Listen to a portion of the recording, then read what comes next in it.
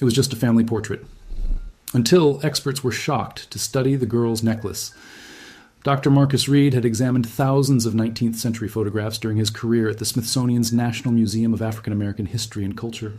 Most arrived in donations from estate sales, attic cleanouts, or families looking to preserve their ancestors' images. But on a cold morning in February, one photograph made him stop mid-catalog. The image showed a black family of 4, formerly posed in a photography studio. The backdrop was painted to resemble a garden scene, common in 1880s portrait studios. The date penciled on the back read simply, 1889, Richmond, Virginia. The father stood tall in a worn but carefully maintained suit, his hand resting on an ornate studio chair. The mother sat composed, wearing a high-collared dress of dark fabric, her hair pulled back in a tight bun. 2 daughters completed the portrait. The older girl, perhaps 14, stood beside her mother in a somber dress with white collar detailing. The younger child, no more than 8 years old, sat on a low stool wearing a lighter-colored dress with small ruffles. Marcus had been cataloging these photos for 3 weeks, part of a collection donated by a Virginia Historical Society. Nothing unusual so far, just documentation of black families building lives in the years after emancipation. But something about this particular image held his attention. He reached for the magnifying glass on his desk and brought the photograph closer to the lamp. The lighting in the old studio had been good. He could make out remarkable detail for a photograph of that era. The father's calloused hands, the mother's tired but dignified expression, the older daughter's protective stance near her younger sister. Then he focused on the younger girl. She wore a necklace, a delicate silver chain with a small oval locket. It seemed incongruous with the family's obviously modest circumstances. The clothing was clean, but showed signs of wear and mending. The studio setting was the cheapest option available. Yet this child wore what appeared to be a piece of fine jewelry. Marcus adjusted the magnifying glass, bringing the locket into sharper focus. His breath caught. There was something engraved on the locket's surface. Letters, maybe initials. He couldn't make them out clearly in the photograph, but they were definitely there. And something else. The locket seemed slightly open, as if it had been positioned deliberately to show that it contained something inside. Marcus sat back slowly, his mind racing. In his experience, details like this were never accidental. Families commissioning photographs in 1889, especially black families with limited resources, made deliberate choices about what to include, what to display, what to preserve for posterity. This locket meant something. He needed to find out what. Marcus immediately called his colleague, Dr. Jennifer Washington, who specialized in post-Civil War African American genealogy. She arrived within the hour, her curiosity piqued by the urgency in his voice. "Look at this," Marcus said, handing her the magnifying glass and pointing to the younger girl's necklace. Jennifer studied the photograph carefully, her trained eye moving over every detail. She examined the family's clothing, their posture, the studio setting. Then she focused on the locket. "That's unusual," she said slowly. "That's not costume jewelry. Even in this old photograph, you can see the quality. That's real silver, possibly even gold." "Exactly. Look at everything else in this picture. The father's suit is threadbare at the elbows. The mother's dress has been let out. You can see the line where the seam was moved. But this child is wearing an expensive locket." Jennifer leaned closer. "And there's engraving. Can you make out what it says?" "Not clearly, but I can see letters. And Jennifer, look at how the locket is positioned. It's slightly open, like someone wanted to show that it contained something." Jennifer straightened, thinking. While families didn't commission studio photographs lightly in 1889, it was expensive, especially for black families. Every element in this photo was chosen deliberately. So why would they make sure this locket was visible and partially open? Because they wanted someone to see it, to notice it, to ask questions. Jennifer picked up the photograph, turning it over to read the penciled notation again. 1889, Richmond, Virginia. "Do we have any other information?" Marcus pulled out the donation file. The collection came from Dorothy Hayes' estate. She died last year at 93 in Richmond. She'd been a schoolteacher, collected photographs trying to preserve black history in Virginia. Did the family provide documentation? Lists of names, locations? Marcus flipped through pages. Most were brief, just dates and locations, sometimes a surname. Then he found an entry that made his pulse quicken. Here, family portrait, believed to be the Williams family, Richmond, 1889, studio of Frederick Morrison, Clay Street. Note, inquiries made in 1940s regarding youngest daughter's identity. Jennifer looked up sharply. Inquiries about her identity? In the 1940s? That's 50 years after the photograph? Someone was looking for this girl. Or trying to find out who she really was. They stared at each other, the implications settling between them. This wasn't just a family portrait. This was a photograph containing a mystery that someone had tried to solve decades later and apparently failed.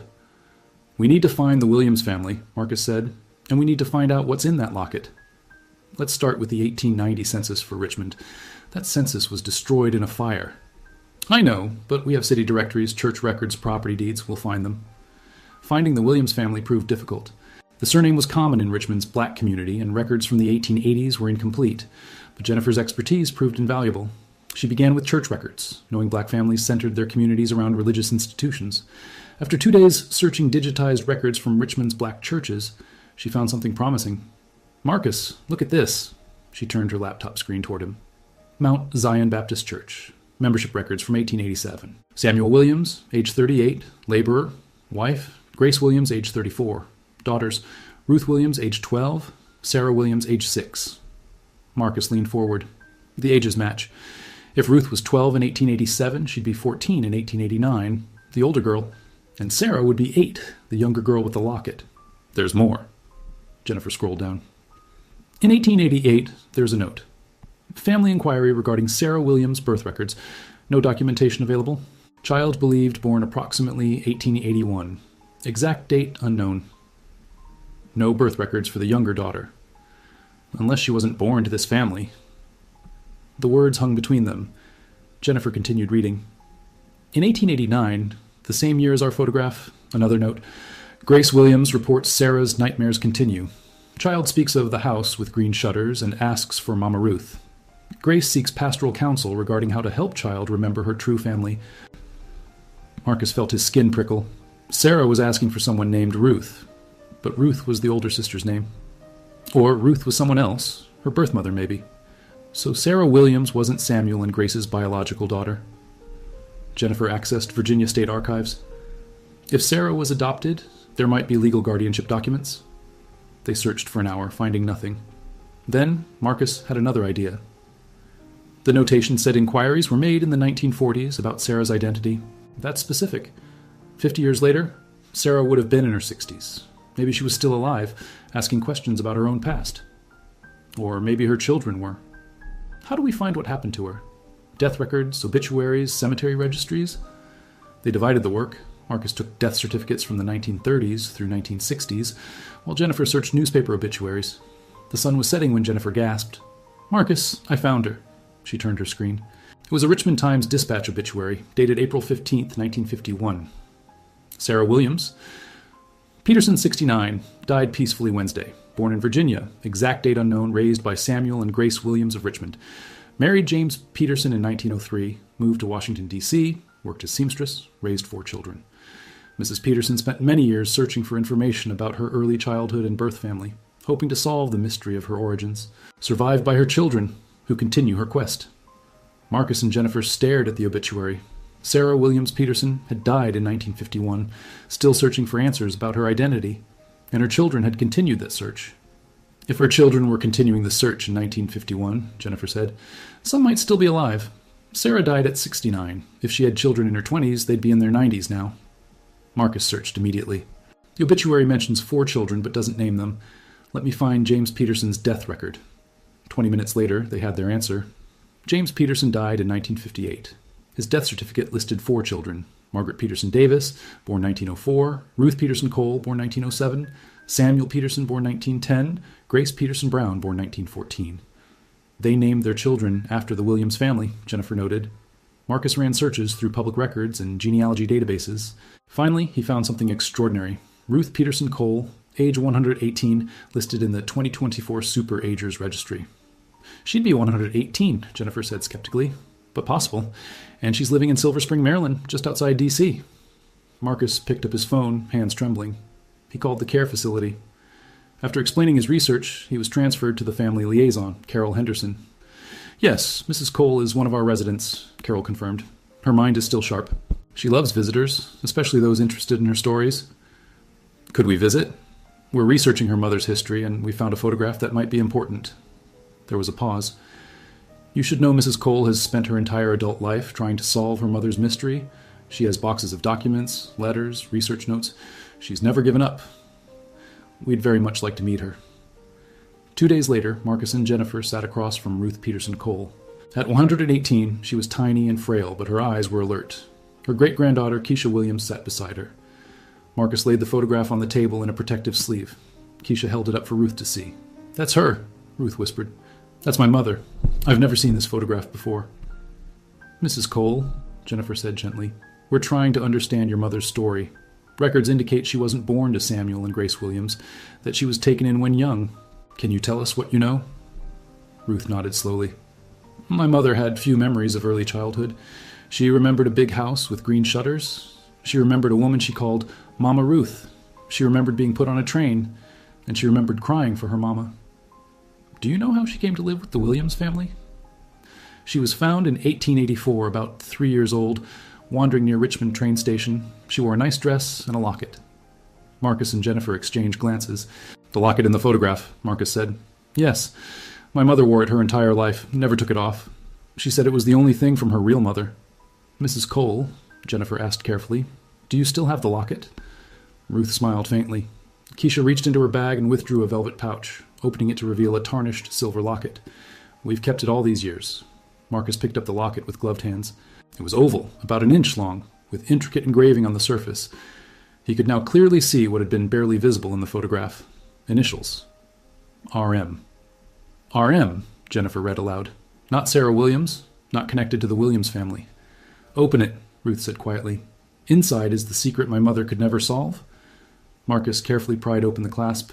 Inside, he found two things. A tiny, faded photograph, barely larger than a postage stamp, showing a young black woman in a fine dress, and beneath it, folded impossibly small, a piece of paper. With trembling hands, he unfolded it. It was a birth certificate, handwritten in elegant script. Sarah Ruth Morrison, born March 15th, 1881. Mother, Ruth Ellen Morrison. Father, unknown, freeborn. The room fell silent. "Morrison," Marcus whispered. "Sarah Ruth Morrison. Your mother's real name." Ruth Cole closed her eyes, tears streaming down her weathered cheeks. "After 138 years, finally we know her name." Marcus photographed the birth certificate and the tiny portrait carefully. "Mrs. Cole, this changes everything. With your mother's real name and birth date, we can trace her family. We can find out what happened." "My mother tried for 50 years, Ruth said softly. "She searched records, wrote letters, hired investigators. She never found anything about Ruth Morrison or the Morrison family. It was like they'd vanished." "Records were poorly kept for black families in that era," Jennifer explained, "especially in rural areas. But now we have digital databases, combined archives, genealogy tools your mother didn't have access to. We can search in ways that weren't possible before." Keisha leaned forward. "What do you need from us?" "The locket, if you're willing to let us study it further. And any documents your grandmother or great-grandmother kept. Letters, notes, anything related to the search." "I have everything," Ruth said. "Boxes of papers and storage. My mother documented every dead end, every search, every theory. She wanted someone, someday, to finish what she started." "We'll finish it," Marcus promised. "We'll find out who Ruth Morrison was and what happened to her family." Over the next week, Keisha brought boxes to the museum, decades of Sarah's research carefully preserved.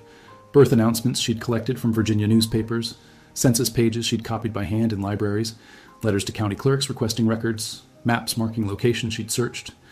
It was heartbreaking to see the scope of Sarah's failed searches, but it also provided a roadmap of what had already been tried, helping Marcus and Jennifer avoid retracing the same dead ends. They started fresh with the birth certificate's information. Ruth Ellen Morrison, 1881, Virginia. Jennifer searched property records while Marcus focused on church registries and business licenses. 3 days later, Jennifer found it, a property deed dated 1879 in Henrico County. Land purchased by Ruth Ellen Morrison, free woman of color, 40 acres, payment in full. She owned land, Jennifer said excitedly. Ruth Morrison was a property owner. They'd found Sarah's mother. Now they needed to discover why she disappeared. With Ruth Morrison's name and property location confirmed, Marcus and Jennifer searched Henrico County records intensively. The 1880 census listed Ruth Morrison, age 28, as a seamstress and property owner, living with her mother Ella Morrison and infant daughter Sarah. A black woman owning property in 1880 Virginia, Marcus said. Just 15 years after emancipation, she must have been remarkable. They found newspaper advertisements from 1881, 1882 listing R. Morrison, fine dressmaking and alterations, Henrico County. Ruth had run a successful business, taking commissions from Richmond's wealthy families. But then the record stopped. No advertisements after 1882. No property taxes paid after 1883. Something happened, Jennifer said. Between 1883 and 1884, Ruth Morrison vanished. Marcus searched newspaper archives, going through hundreds of pages. Then he found it, an article in the Richmond Dispatch, dated September 14th, 1883. Tragedy in Henrico County. The home of Ruth Morrison, a free negress, was destroyed by fire Tuesday night. Miss Morrison is reported missing. Her mother, Ella Morrison, perished in the blaze. The cause remains under investigation, though neighbors report seeing men on horseback leaving the property before flames were discovered. Miss Morrison's young daughter, approximately 3 years old, has not been located. Why? Marcus read it aloud, his voice tight with anger. They burned her house, Jennifer said, killed her mother, tried to kill Ruth and Sarah. A second article from October 1883 reported, investigation closed in Morrison fire. No evidence of criminal activity.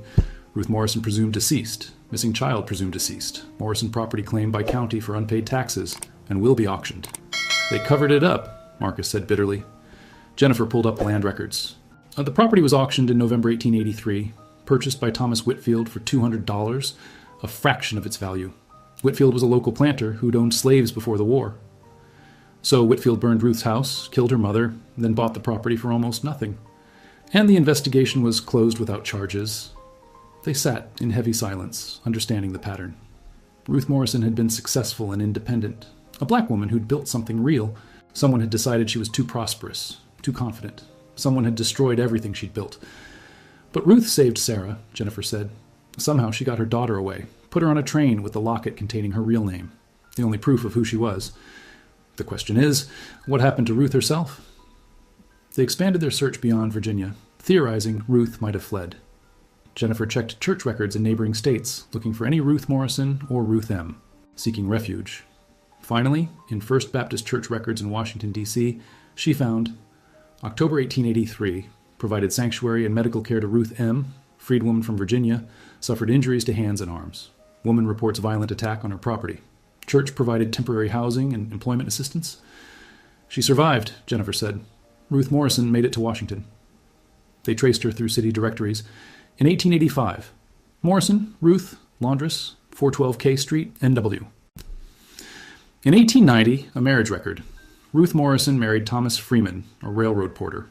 Ruth had rebuilt her life in Washington, working quietly, keeping a low profile. She'd taken a new name through marriage, Ruth Freeman, hiding from whoever had destroyed her Virginia home. But she'd never returned for Sarah, never reclaimed her daughter who lived just 2 hours away in Richmond. The question was why. Marcus and Jennifer searched First Baptist Church records more carefully, looking for any explanation of why Ruth Morrison never returned for her daughter. They found it in a pastoral note dated December 1883. Ruth M. inquired about reclaiming her daughter from Richmond. Advised against returning to Virginia due to safety concerns. Woman reports men who attacked her may be searching for child as well. Expressed fear that retrieving child would endanger child. Decision made to allow child to remain in safe situation with Richmond family until threat passes. Marcus read it aloud, his voice thick with emotion. She couldn't go back. If she went to Richmond, she'd lead the men who burned her house right to Sarah. So she gave up everything, Jennifer said quietly. Her child, her identity, her property, to keep Sarah safe. They found scattered references to Ruth Freeman through the 1890s. She worked as a laundress, lived modestly, never drew attention. She and Thomas Freeman had no children together. Then, in 1902, they discovered an extraordinary document, a letter preserved in the church archives, written in Ruth Freeman's hand. Reverend Jackson, I have learned my daughter Sarah married James Peterson and moved to Washington. She lives 5 miles from where I work. I have seen her from a distance. She's beautiful and appears happy. She has children now. I want desperately to tell her who I am, to explain why I left. But would it help her to know her mother is alive but lived all these years without contacting her? I am asking you to help me decide whether to reveal myself or remain silent. Your servant in Christ, Ruth Freeman. The pastor's response was written at the bottom. Sister Ruth, this is a decision only you can make. I will pray with you for guidance, but I believe your daughter deserves to know the truth. The truth, spoken with love, is rarely wrong. Marcus called Keisha immediately. Did your great-grandmother ever mention Ruth Morrison trying to contact her mother, Sarah? There was a pause. Actually, yes. Great-grandmother told me that in 1902, a woman approached her mother on the street in Washington. The woman called her Sarah Ruth Morrison. She told Sarah she was her mother, that she'd saved her from a fire, that she'd stayed away to protect her. What did Sarah do? She invited the woman to her home, They spent an afternoon together. Ruth Morrison told her everything about the property, the fire, the men who tried to kill them, about putting Sarah on a train with the locket. She explained why she'd stayed away, because she loved Sarah too much to risk leading dangerous men to her. Did they meet again? A few times, over several months. But then Ruth Freeman died of pneumonia in February 1903. Sarah mourned deeply. She kept the locket and wore it every day. She spent the next 50 years trying to document her mother's story, trying to prove Ruth Morrison had existed and been destroyed by racist violence. Marcus felt tears in his eyes. That's why Sarah had the photograph taken with the locket visible. She was creating evidence. And why inquiries were made in the 1940s about Sarah's identity, Jennifer added. Sarah was still searching, still trying to piece together her mother's story and get justice. Did she ever find justice? Marcus asked. No, Keisha said quietly. She died still searching, but maybe you can finish what she started. While Marcus and Jennifer spent the next week compiling everything, property records proving Ruth Morrison's ownership, newspaper articles documenting the suspicious fire, evidence of Thomas Whitfield's purchase of the property, Ruth's testimony preserved in church records, and Sarah's lifelong documentation efforts through the locket and photograph. Together, the evidence painted an undeniable picture. Thomas Whitfield had orchestrated an arson attack to steal Ruth Morrison's land. He'd killed her mother, tried to kill Ruth and Sarah, then purchased the property for almost nothing when it was seized for unpaid taxes. We need to present this publicly, Jennifer said, not just as academic research, but as formal documentation of racist violence and land theft. Marcus contacted a reporter at the Washington Post who specialized in investigative historical journalism. Within 2 weeks, the reporter had reviewed their evidence and tracked down Whitfield descendants. The article ran on the front page. How Virginia families were robbed. The systematic land theft that history forgot. The story detailed Ruth Morrison's success and destruction, Thomas Whitfield's violence, and the failure of legal systems to protect black property owners. It included the photograph of Sarah with her locket, the little girl who'd survived attempted murder and spent her life searching for her mother's story. The response was overwhelming. Descendants of other black families who lost property in Henrico County came forward. Historians investigated similar patterns across Virginia. Legal scholars discussed possibilities for restitution. And Ruth Cole at 118 finally saw her mother's story told publicly. My great-grandmother is at peace now, Keisha told Marcus. She spent her whole life trying to tell this story. Now the world knows. Now, Ruth Morrison is remembered not as a victim who disappeared, but as a woman who fought back, who saved her daughter, and who tried to get justice. But there was one more piece that needed to be completed. 2 weeks after the Washington Post article published, a civil rights attorney named David Richardson contacted Keisha. He specialized in historical restitution cases, helping descendants recover stolen property or receive compensation. Your great-great-grandmother's case is exceptionally well documented, Richardson explained in their first meeting. Marcus and Jennifer attended to provide historical context. We have property deeds proving Ruth Morrison's ownership, newspaper articles documenting the fire, evidence of Thomas Whitfield's fraudulent purchase, and Ruth's testimony. This is rare. Most cases lack sufficient documentation, but yours has everything we need. What are you proposing? Keisha asked. A lawsuit against current owners of the property, Whitfield descendants, seeking acknowledgement of the theft and either return of the land or fair compensation for its current value. Would this work legally? Keisha looked at Marcus and Jennifer. It's been almost 150 years. There's no statute of limitations on stolen property in Virginia, Richardson explained. If we prove the property was obtained through fraud and violence, descendants of the rightful owner have legal standing. The challenge is documentation, which you have. My great-grandmother spent her entire life trying to get justice for Ruth Morrison, Keisha said firmly. I'm not stopping now. The lawsuit was filed 3 months later. Keisha Williams, et al. V., the Whitfield Family Trust, et al. The complaint detailed Ruth Morrison's purchase in 1879, the arson attack in 1883, and Thomas Whitfield's fraudulent acquisition. The Whitfield descendants initially fought, arguing too much time had passed. But as Richardson presented evidence, property records, newspaper articles, Ruth Morrison's testimony, their position weakened. The turning point came when Richardson presented the photograph in court. He projected it on a large screen, zooming in on young Sarah's locket. This is Sarah Ruth Morrison, Richardson told the court. She was 3 years old when Thomas Whitfield burned her home and murdered her grandmother. Her mother placed this locket around her neck and sent her to safety. Inside was Sarah's birth certificate and a photograph, proof of who she was. Sarah wore this locket every day for 70 years, honoring her mother and preserving evidence of the crime. He held up the actual locket. This is not ancient history. This is documented theft, documented violence, documented injustice. The evidence is here, preserved by a mother's love and a daughter's determination. The courtroom was silent. 2 weeks later, the Whitfield Family Trust agreed to settle. They issued formal acknowledgement that Thomas Whitfield had acquired Ruth Morrison's property through fraud and violence. They agreed to pay Morrison descendants $2.3 million, calculated based on current land value plus compensation for lost business income. But for Keisha, the money wasn't most important. "It's the acknowledgement," she said at a press conference. "For 142 years, my family's story was erased. Ruth Morrison was written out of history. Now the truth is on record." The settlement included one provision Keisha had insisted upon.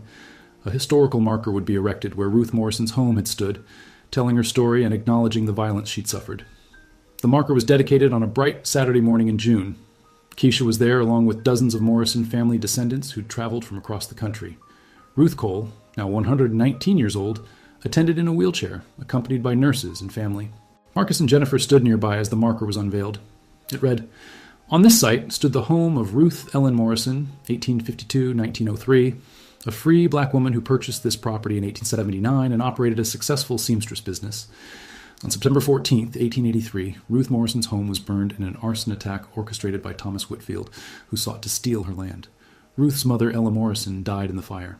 Ruth Morrison saved her daughter, Sarah Ruth Morrison, by sending her to safety with a locket containing proof of her identity. Ruth Morrison survived and rebuilt her life in Washington, D.C., but never recovered her stolen property. This marker honors her courage, resilience, and the legacy she left through her descendants. May her story remind us that justice, though long delayed, must never be forgotten." Ruth Cole asked to be wheeled close. She reached out a trembling hand and touched the engraved letters of her great-grandmother's name. "She existed," Ruth said softly, tears streaming down her face. "She mattered. She's remembered." Keisha knelt beside her great-grandmother's wheelchair, holding her hand. "Because of you, you never gave up. You kept her story alive." "Because of your mother," Ruth corrected gently. "Sarah wore that locket every day. She sat for that photograph to document it. She spent her life searching for truth. And now, finally, it's told." The dedication ceremony included speeches from local historians, civil rights leaders, and descendants of other families who'd lost property to racist violence. Each speaker emphasized that Ruth Morrison's story wasn't unique. Thousands of black families had been robbed of property and prosperity through violence and fraud in the decades after emancipation. "But Ruth Morrison's story gives us hope," one speaker said, "because her daughter preserved the evidence, because her great-granddaughter never gave up, because historians cared enough to investigate. Justice was finally served, even 142 years later. That shows us it's never too late to tell the truth."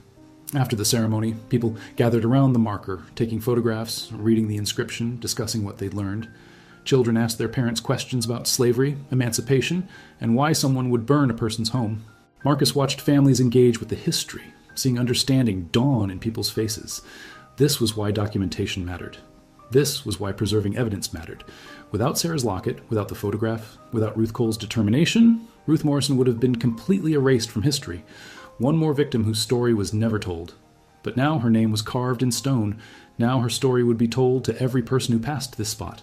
Now she was remembered. 6 months after the marker dedication, Ruth Peterson Cole died peacefully in her sleep at age 120.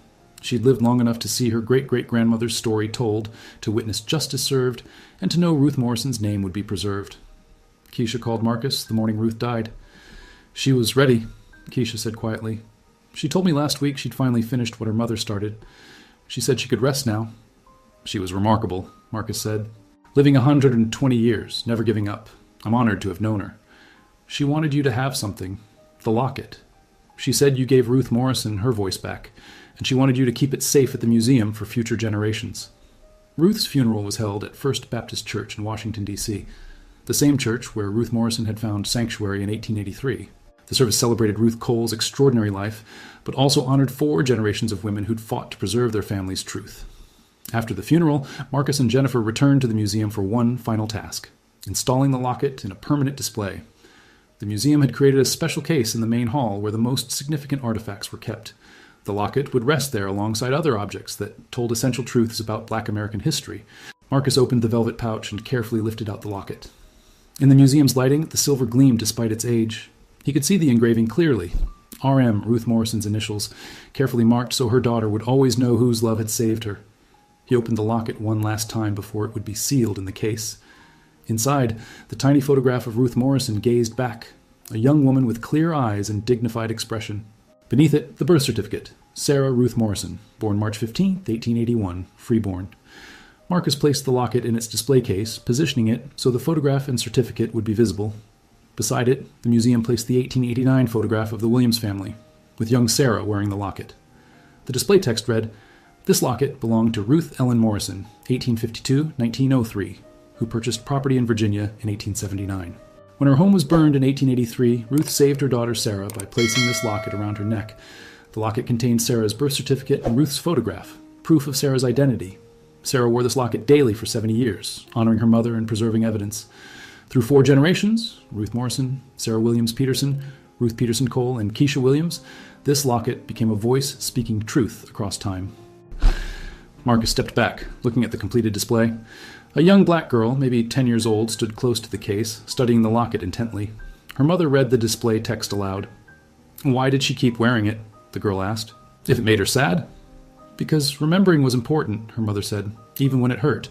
She wore it to honor her mother's courage and make sure the truth wasn't forgotten." The girl nodded slowly, pressing her hand against the glass. "Her mother saved her." "Yes, and then she saved her mother's story." Marcus walked through the museum's galleries, past displays documenting slavery, emancipation, Reconstruction, and ongoing struggles for justice. Ruth Morrison's story fit into that larger narrative, one thread in the complex tapestry of Black American history. Outside, the sun was setting over Washington. Marcus stood on the museum steps, thinking about Ruth Morrison, a woman who'd been erased from history, whose property had been stolen, whose life had been destroyed. But she had not been silenced. Because of one locket, one photograph, and 4 generations who refused to let her story die, Ruth Morrison's voice still spoke, and the world was finally listening.